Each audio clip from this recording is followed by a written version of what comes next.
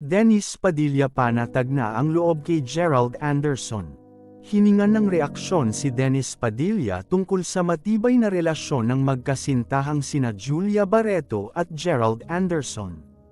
Si Julia ay anak ni Dennis sa ex-wife niyang si Marjorie Barreto. Noong March 2023, idineklara ni Gerald na nakikita na niya kay Julia ang babaeng gusto nitong pakasalan pagdating ng tamang panahon. Kasabay nito, may kumalat na usap-usapan sa social media na baka lihim ng kasal ang dalawa at hindi lang nila ipinapalam ang totoong estado ng kanilang relasyon sa publiko.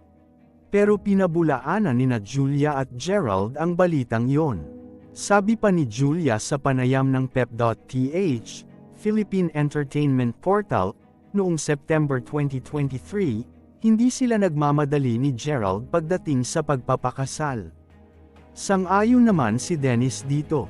Huwag na muna, okay yung mag-boyfriend muna, sabi ng aktor.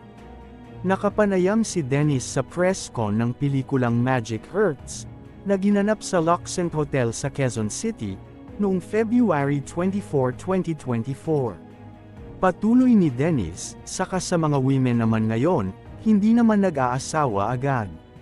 Nung araw, nung panahon namin, pag 25 years old at wala ka pang asawa, ang tanda mo na, wala ka pang asawa. Ngayon iba, 30, 31, ready na ba siya magkaapo kung sakali? Sagot ni Dennis, gusto ko. Tagal ko nang naghihintay. Ang dami kong anak na pwede nang mag-anak, ayaw pa nila.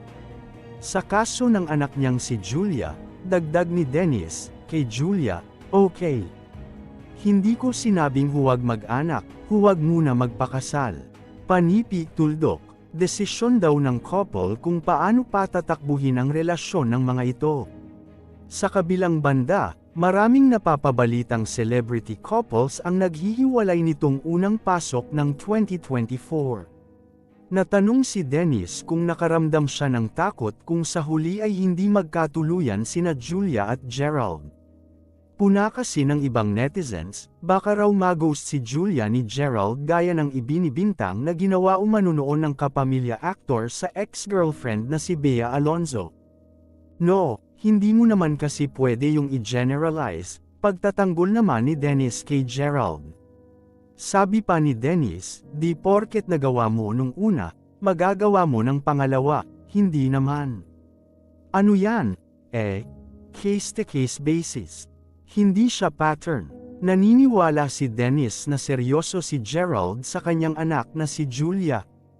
After all these years, napatunayan niya na mahal niya ang anak ko, Nakikita ko mahal niya ang anak ko, kaya okay sa akin yun, saad ni Dennis.